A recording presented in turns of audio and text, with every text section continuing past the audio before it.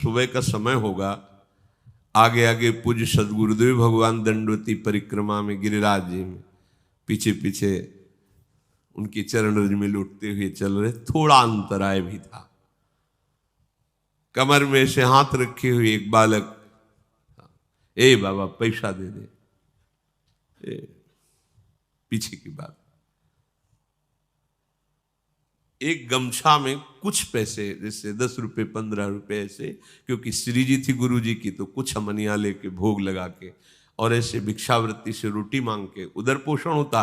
पर लाडली जुग जैसे 2 केले खरीद लिए, भोग लगा दिया, मंगला का भोग लगा दिया, राजभोग का, इसलिए 10-15 रुपए ऐसे कमर में बांधे और ऊपर सब ऐसे मार्किन और दंडवती परिक्रमा। दे बाबा पैसे दे दे। तो हमें लगा है ब्रजवासी बालक है, आसपास कहीं गांव होगा। तो प्रयाग गिरिराज जी में रात दिन का भेद नहीं रहता, वहां सब प्रदक्षिणा देते ही रहते हैं। अरे हम कहा हटो बच्चा, बाबा जी हमारे पास झूठ बोले, बाबा जी पैसा है। हाँ है तो पैसा, बल में चाहे तो बना तो है, ये 15-20 रुपया आगे खड़े, दे बाबा दे। से निकाला, कागज का 1 रुपया भी उस समय चलता था, सिक्का होते थे, पर सिक्का बांध नहीं सकते, तो कागज का भी 1 रुपया। उसने कहा लो जाओ। ऐसी चितवन से देखा कि ऐसा लगा कि कोई सर्वाश्चर्य में सुख है। बुद्धि काम नहीं कर रही थी ऐसा। वो आगे बड़े रहा नहीं गया। वो महाराज जी यहाँ कोई पास में गांव है नजदीक क्या? ले यहाँ नहीं, थोड़ा 2 किलोमीटर के लगभग आगे है जतीपुरा, यहाँ तो कोई। तो कोई बालक अभी एक वो बार बार कह रहे थे 1 रुपया है, बालक थोड़ी है, यहाँ तो श्री कृष्ण। तो हमने सोचा महाराज जी भाव से कह रहे हैं कि यहाँ को हर बालक ब्रजवासी बालक श्री कृष्ण स्वरूप है। जब वृंदावन आए तो भक्ति दीप महाराज, बड़े भजनानंदी महापुरुष, वो बैठे हुए थे छतुरी के नीचे, केसी घाट के इधर है। जब गए प्रणाम किया तो कहा बाबा तुम परिक्रमा में गए थे गिरिराज जी की दंडे पे, ऐसे तुम्हें श्री कृष्ण मिले परिक्रमा में? और नहीं महाराज श्री कृष्ण तो नहीं मिले हमारे इतने। नहीं बाबा मिले नहीं तुम्हें? महाराज जी ऐसे तो हमें नहीं दिखाई दी कि मुरली बजा रहे हो ऐसे ललित त्रिभंगी खड़े। नहीं बाबा नहीं मिले। वो महाराज जी वो एक बालक, हमने महाराज जी से बोले वो श्री कृष्ण ही थे। ये बड़े छलिया है, ये बड़े अपने जनों के साथ ये खेलते रहते और हम पहचानने, हम समझते हैं ये व्यक्ति है, हम समझते हैं स्त्री है, हम समझते हैं पशु है, हम समझते हैं बालक है। नहीं, वो बड़े लीला बिहारी है। रोज अपने सबसे मिलते हैं और मुस्कुरा करके जाते हैं कि तू ये मत समझ कि मैं तुझे देख ले रहा, मैं तेरे साथ खेल रहा हूं, हो बुद्धिमान तो पकड़ के दिखा दे मुझे। वो जो सुख लेत सदा ब्रजवासी। एक बार पूज्य श्री सदगुरुदेव, बड़े अद्भुत चमत्कार गुरुदेव भगवान की कृपा से उनके समीप, वो तो सोई जाने जे देहु जनाई, लाडली जी के दर्शन करके महल से निकल रहे थे, पीछे से कहा ऐसे, वो राधा बाग है, उसके आगे वो देखो ललिता जू का गांव है, ऊंचा गांव, ऐसे दिखा। जी महाराज इतनी इतनी 2 सुंदर गोरी गोरी लाली आई। महाराज जी का अचला पकड़ के, ए बाबा फूल दे दे। तो हमारी दृष्टि बड़ी सुंदर लाली। तो हमें लगा कि महाराज जी पूर्व में राधा बाग में यहाँ बरसाने में काफी समय तक रहे, तो किसी गोस्वामी परिकर की लाली होगी, महाराज जी को जानती होगी। अब महाराज जी के तो आंसू चले एकदम, हमारी तो समझ में ही नहीं आया। थोड़ी देर में वो लाली से भीड़ के साथ चली गई। महाराज जी लड़खड़ाते हुए ऐसे, मतलब अद्भुत मस्ती। और जे ही राधा बाग की तरफ एकांत हो जाता है तो रोते हुए कहे कि भिक्षावृत्ति से इधर, तो मुझे किंचन के पास आपको देने के लिए क्या है। और ऐसे फपक फक, तो फिर एकदम लगा कि वो महाराज जी ये किसी गोस्वामी की लाली नहीं थी। बोले नहीं, श्री जी और ललिता जी थी। महाराज जी का श्री जी और यहाँ तो चलते फिरते जो भगवत साक्षात्कार बड़े बड़े ऋषि मुनि, ये उनका घर है, वो कभी भी टहलते मिल जाएंगे, दोनों गलबैया दिए। बस हमारी गलती क्या हो रही, हम धाम के आशिक नहीं हो रहे। धाम की रहने से नहीं रह रहे। इस महान पावन भूमि में हम राग द्वेष की क्रीड़ा कर रहे हैं, हम अपराध कर रहे हैं, इसलिए नहीं, यहां कोई साधन करने की जरूरत है। महारानी जी के घर में रह रहे हैं और हमें महारानी जी से मिलने के लिए कोई साधन करना पड़ेगा। भैया, और देश के बसत ही अधिक भजन जो होए, ये सम तो पूजत नहीं वृंदावन रह सोए। अब कैसे कैसे, ये कोई कहानी थोड़ी है, ये कोई ऐसे थोड़ी कि वृंदावन की जय बोलने के लिए महापुरुषों ने बढ़ा चढ़ा, ऐसा नहीं है, अक्षरशः सत्य है। ये वृंदावन सच्चिदानंद घन है, ये सिद्ध भूमि है, ये प्रेम भूमि है। आपको केवल अनुभव इसलिए नहीं हो रहा कि आप यहां की रहनी से नहीं रह पा रहे। अगर हम लोग रहनी से रहे तो यहां साधना नहीं करनी। प्यारे जो ऐसे गलबैया देकर मिल जाते हैं, उनका घर है, वृंदावन मिल गया मतलब प्यारे जो मिल गए। यहां घर घर होए रहे हो खिलौना, जगत कहत जाको अविनाशी। यमुना किनारे गोकुल की तरफ टहल रहे थे, 20 दिन से ब्रज में निकल जाते गुरु जी के साथ। गुरु जी ऐसे यमुना किनारे बैठे हैं, बार बार ऐसे कर जैसे कोई उनके साथ खेल रहा है, और वो खेल तो दूर से हम देख, बड़े गंभीर मुद्रा में। अब तो बड़ी कृपा करके सबको सुख देने के लिए आरती कर रहे हैं प्रगट में। श्री जी के दर्शन नहीं कर सकते थे महाराज जी के, लाडली कुंज से कोई की महाराज नहीं, राधा वल्लभ जी के मंदिर में जाए, संभाषण ही नहीं, देखना ही नहीं, दरवाजा ही नहीं खोलना, बिल्कुल एकांतिक। वो तो आज कृपा बरसा रहे, कृपा कर रहे हैं। बाद में पूछा, महाराज जी जो चेष्टाएं अभी हो रही थी, तो उनका राधा वल्लभ जी थे, और कह रहे थे इधर क्यों टहल रहे हो, आओ ना वहां, उधर आओ, वृंदावन में आओ। तो यहाँ हमारे साथ खेल रहे थे ऐसे। आपको आश्चर्य लगेगा, ऐसा कैसे हो सकता है? ये वो धाम है जहां सहजता से सच्चिदानंद प्रभु के साथ खेलने का अवसर मिला है। खेलने का आप नहीं समझ पा रहे हैं। कोई साधन की सामर्थ्य नहीं कि लाड़िलों के समीपता स्वीकार कर पावे कोई। ये खुद इतने दयालु कृपालु है कि आपके गले पड़ जाएंगे आके, आपके साथ खेलेंगे आके। बस आवश्यकता है इनके लिए जीवन समर्पण करने की। हम लोग बहुत कच्चे हैं, बहुत अधूरे हैं। कितना सुंदर अवसर मिला, वही फंसे हुए हैं तात मात सुतदार में, वही अपनी इंद्रियों के दुलार में, मन के दुलार में फंसे। नागरी दास, ध्यान दीजिए, नागरी दास ये विश्व ते न्यारी, लग गई हाथ लूट सुख राशि, जो सुख लेत सदा ब्रज। ये बढ़िया दांव लग गया, जीत जाओ, नहीं कभी नहीं जीत पाओगे। लूट मच गई, या लूट मच रही सच्चिदानंद की। अब जीवन तुम्हारा ऐसे सुखमय हो जाएगा, शब्द नहीं हमारे पास, नहीं है शब्द वर्णन करने के। लाडली जी की कृपा के, लालजू के दुलार के, आज हमारे ऊपर दुलार है, तब हम यहां सब बैठे हैं। नहीं समझ पा रहे आप। आपको लग रहा है हम पैसा लगा के वृंदावन आए हैं, हम पैसा लगा के वृंदावन वास कर रहे हैं। भूल जाना 60,000 वर्ष तक ब्रह्मा जी ने तपस्या की कि वृंदावन में रहने की तो मेरी सामर्थ्य नहीं, अगर गोकुल में रहने को मिल जाए तो। पास नहीं हुआ सरकारी कागज। 60,000 वर्ष की तपस्या, अपने 60 मिनट भी नहीं बैठ सकते एकाग्र होकर के, अपने को वृंदावन वास। क्या समझते हो तुम पर कितनी कृपा है? श्री यमुना जी का पावन दर्शन, वृंदावन धाम का वास, और संतों का उच्छिष्ट और राधा वल्लभ नाम, ये जीत गए। अब कुछ बकाया नहीं रह गया। अच्छा, रोज यमुना जलपान ना करो तो बैठे हो तो यमुना जी की ही वायु आ रही। यहां तो माला माल है, काहे को तुम टेंशन ले रहे हो? काहे को बेमतलब सुख समुद्र में बैठकर जल रहे हो? है पानी में मीन प्यासी, मोई सुन सुनी आवे हासी। समुद्र में बैठा हो, प्यास प्यास चिल्ला रहा, प्रेम समुद्र। अब निज धर्म आपनो कहे तहा, नित्य वृंदावन रहत बहत प्रेम सागर जहां। वृंदावन का वास हमें मिल गया, या वृंदावन का आश्रय मिल गया, और मुख में नाम चल रहा है, और संतों की जूठन मिल गई, तो आप कहोगे कि आज से भेजिए फिर जूठन। ये आप पा क्या रहे हैं? ये क्या पा रहे हैं? जूठन का मतलब रोटी दाल की जूठन नहीं है, भूल जाओ। यही संतों का उच्छिष्टामृत उन्होंने जो अनुभव किया, स्वाद लिया, वो तुम्हें दे रहे। जो नाम हमारे गुरु जी जप रहे, जो नाम हमारे आचार्य जप रहे, वही नाम तुम्हें मिला है। हरिवंश महाप्रभु के श्री मुख में निरंतर राधा वल्लभ, राधा वल्लभ, राधा वल्लभ, वो आदेश कर रहे हैं, राधा वल्लभ लाल को हृदय ध्यान मुख नाम। वही तो चला रहा है परंपरा से, आप क्यों नहीं जप रहे?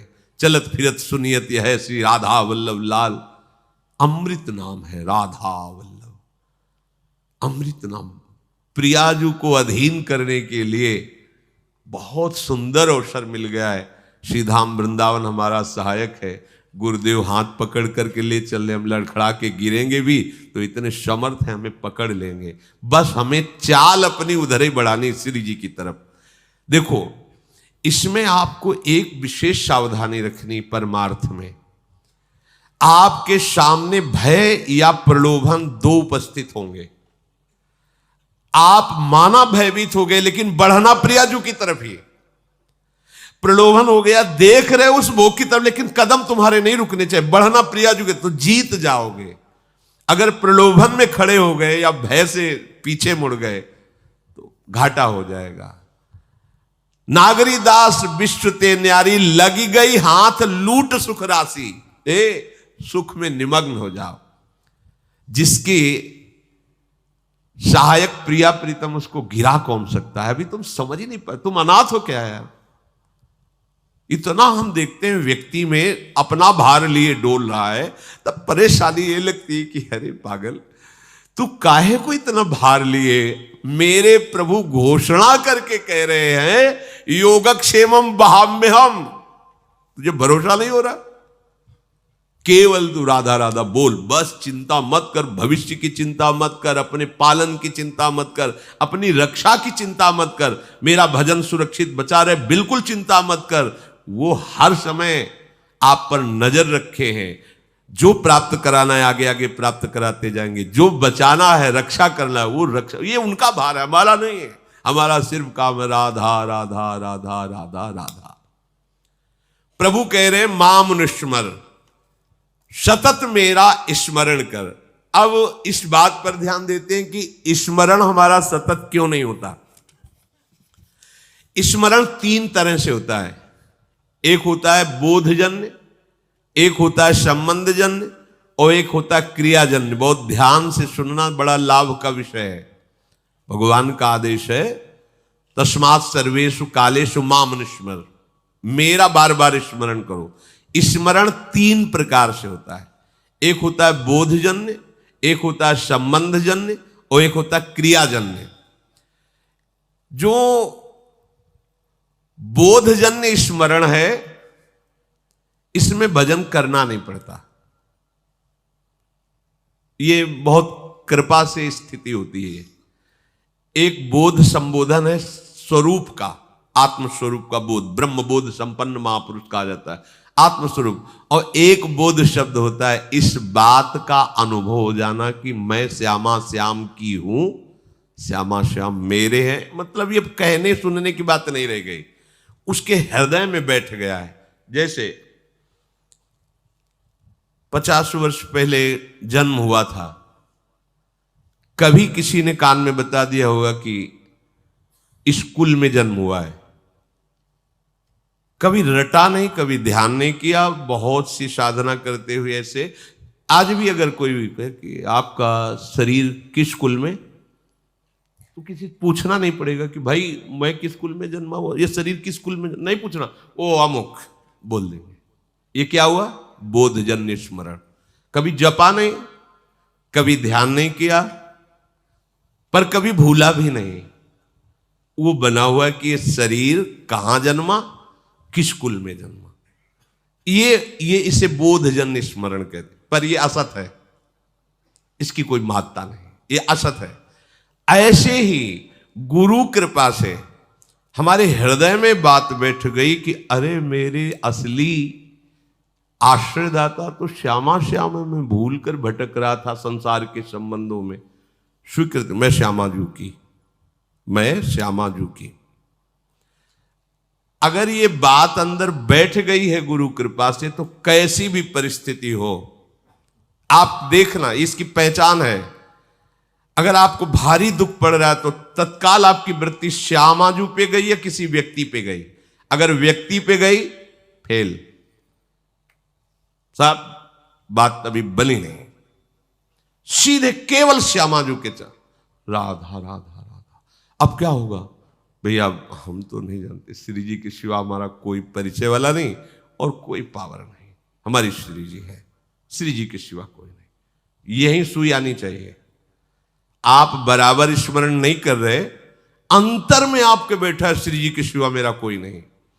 भारी सुख की वृत्ति है, किसी व्यक्ति पे सुई नहीं जानी चाहिए कि ये बड़ी कृपा की, ला करके वस्तु दी, ये इतने रुपए। अगर ऐसे गई आपके चिंतन की धारा, गई, सब गड़बड़ कर दिया। भारी से भारी अनुकूल या प्रतिकूल परिस्थिति में आपके अंतर की वृत्ति केवल श्यामाजू के, यह बोधजन्य स्मरण। अब स्मरण नहीं करना पड़ेगा, वो हर समय ठसक बली रहेगी। संबंध का दूसरा स्वरूप आता है स्मरण का। गुरु जी से संबंध हुआ, उन्होंने श्यामा श्याम से संबंध करवाया और हमने स्वीकार किया। अब हमें हर समय देखना है कि मैं तो प्रियाजू की बिकी हुई हूं, मेरा कोई अस्तित्व तो नहीं है। तनु वांग मनोभीर अमलई सोहम तविवाश्रिता, इसमें संबंध जनित स्मरण आता है। संबंध से बहुत सी कल्याण होता है। जैसे मामा प्रयागदास जी की आप कथा सुने तो संबंध, मेरे राम जी जीजा और जानकी जी जीजी, ठसक, मैं उनका साला हूं, मस्त एकदम। कोई कहता कि अरे मामा कभी माला तो चलाते, तुम्हें देखते नहीं। किसका माला चलाएं? अरे मेरे हनोई चक्रवर्ती सम्राट महाराज श्री राम और मेरी जीजी जानकी जी, अब मैं किसका माला चलाऊं? ऐसे गिरदा में से संबंध हर समय ठसक बनी हुई, मेरे प्रियालाल, मेरे श्यामा श्याम। हम लोगों का स्मरण इन दोनों में नहीं है, ना बोधजन्य है, स्वरूप बोध, संबंध बोध, दोनों में नहीं है। तीसरे में है, वो भी बड़े भाग्यशाली है, क्रियाजन्य। अभ्यास हम कर रहे हैं, श्यामा श्याम हमारे हैं, श्यामा श्याम श्यामा श्याम, पर अंदर बैठा हुआ है हमारी मौसी, हमारी मम्मी, हमारे पापा है, हमारे अमुक संबंधी है। संबंध हमारा जगत से, संबंध हमारा देह से।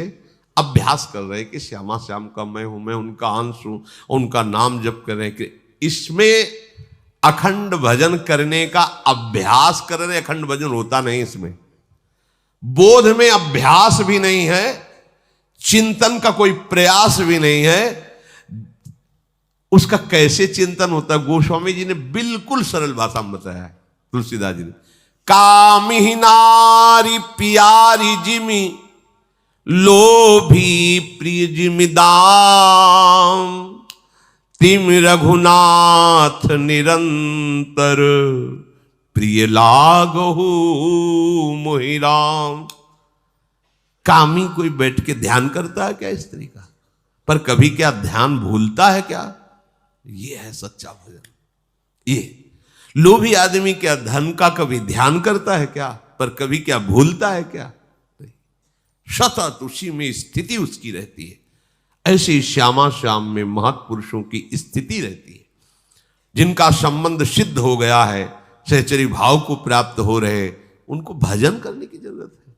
अरे उनका रोम रोम प्रियालाल में है, रोम रोम रग रग श्यामा श्याम का दासत्व स्वीकार किए हुए विराजमान। बुरी सखी कह रहे रोम रोम जब रग रग बोले तब कुछ स्वाद नाम को। अपने लोगों की स्थिति क्रियाजन्य है, इसमें बहुत खतरा है। क्योंकि कभी भजन की क्रिया होती, कभी भोग की क्रिया होती, कभी योग की क्रिया होती, कभी वियोग की क्रिया होती।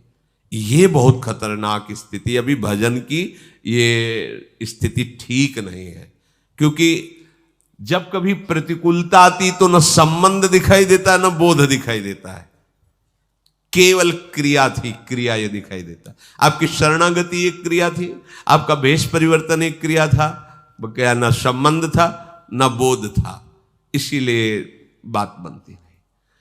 अगर संबंध की ही ठसक आ जाए तो बोध होने में देर न लगे। अगर क्रिया भी गुरु आज्ञा के अनुसार होने लगे तो संबंध का अनुभव होने में देर न लगे। चलते तो हम प्रथम सीढ़ी से हैं, नागरी दास जी महाराज बड़ी ठसक से बोल रहे हैं, हमारी सबही बात सुधारी, कृपा करी श्री कुंज बिहारी और श्री कुंज बिहारी। क्या बोले? राख्यो अपने वृंदावन में जीठा रूप उजारी। अब हमको क्या चिंता करनी है? हम वृंदावन वासी, चिंतन करना है, चिंता नहीं करनी। अब जहां हम ये कह देते कि क्या चिंता करनी, बेपरवाह रहो, तो इस बात को तो समझ नहीं पाते और भोगों का चिंतन करके भोगों में उतर गए। ये बेपरवाही है, मूर्खता है। चिंता नहीं करनी, चिंतन करना है, स्वामिनी जी का चिंतन। अपने वृंदावन में हमें रख लिया, हमारी सारी बात सुधार दी। जीठा रूप उजारी, नित्य केल आनंद अखंडित, रसिक संग सुखकारी, कलह कलेश न व्यापे ईठा ए ठोर विस्तृते न्यारी, नागरी दासी जन्म जितायो, बलिहारी बलिहारी, हमारी सब ही बात सुधारी। आपके मन में आता है ये बात? हमारी बात हो गई। आपको कोई अगर पूछे कि आपकी साधना क्या, आपका कल्याण क्या, हमारा सब हो गया क्या? अरे वृंदावन वासी, तुमको अब भी चिंता है कल्याण की? हम वृंदावन वासी अब भी हम पापी हैं? हमारी स्वामिनी जो अब भी हमें किसी के आगे कल्याण की भीख मांगनी पड़ेगी? तुम सोचो अपने विषय में। हम तो ब्याज भरोसे कुंवर की सोवत पा।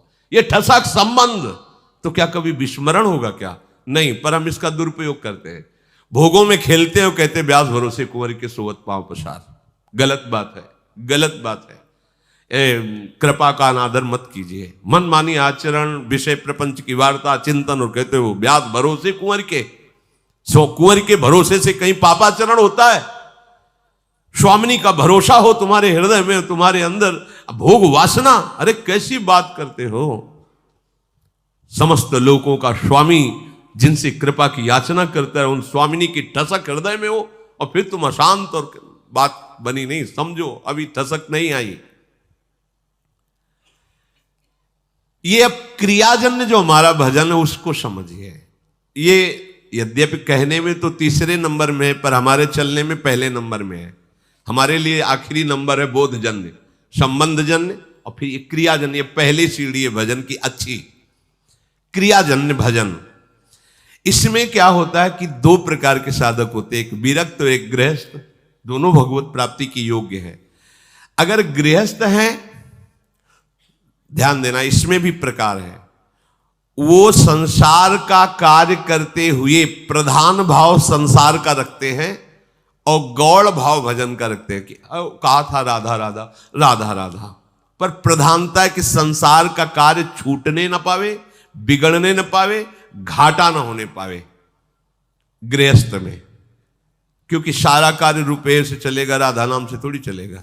ऐसी भावना मूल में उनके बैठी है, उनके हृदय में बात बैठी। क्रिया करूंगा तो धन मिलेगा, धन मिलेगा तो हमारी बात बनेगी। हाँ, थोड़ा मंगल हो जाए, आनंद हो जाए, इसलिए राधा नाम भी लेते रहते हैं। तो उनका गौड़ माने विशेष भाव नहीं है भजन का, संसार का विशेष कार्य कर रहे हैं और बीच बीच में से गौड़ भाव से नाम स्मरण करते हैं। पूरा भाव है कि हमारा काम ठीक होना चाहिए, इसका लाभ पूरा मिलना चाहिए, ऐसा। और उसमें दूसरे भी भक्त ऐसे होते हैं जो गृहस्थ में, जिनका मुख्य भाव होता है कि भजन न छूटने पावे, चाहे सब कुछ नष्ट हो जाए। उन्हीं में प्रवृत्ति मार्ग में अब वो क्या करते हैं, भजन की मुख्यता रखते हैं और संसार के कार्य को गौड़ रखते हैं। तो उनका कार्य भी सही होता है, क्योंकि भजन हो रहा है तो एकाग्रता है, मुख्यता भजन की है, और उनका परिणाम भी बहुत जोर का मंगल होता है। ये दूसरा अभ्यास वाला बहुत जल्दी संबंध को प्राप्त होगा और फिर संबंध की कृपा से वो बोध को प्राप्त हो जाएगा। ये जो पहला है कि संसार का कार्य प्रमुख मुख्यता रखते हुए कभी कभी थोड़ा थोड़ा भजन, ये भी प्रणाम करने योग्य है, पर इनको संबंध में पहुंचने में बहुत समय लगेगा, क्योंकि अपने संबंधों को सुदृढ़ किए हैं संसार में और उनके लाभ का विषय है धन और भोग। इसलिए अभी ये परमार्थ की ऊंचाई पे चढ़ने की योग्यता नहीं लाए। दूसरा जो मुख्य बात उसके हृदय में बैठ गई कि हानि हरिवंश के नाम अंतर परे, लाभ हरिवंश उच्चरत बानी। अगर मुझे 1 घंटे में 5 लाख रुपए मिलते हैं और नाम छूट गया तो 5 लाख किस काम के? क्योंकि हम 5 लाख रुपए से 5 सेकंड भी समय नहीं खरीद सकते जो 1 घंटे समय दिया।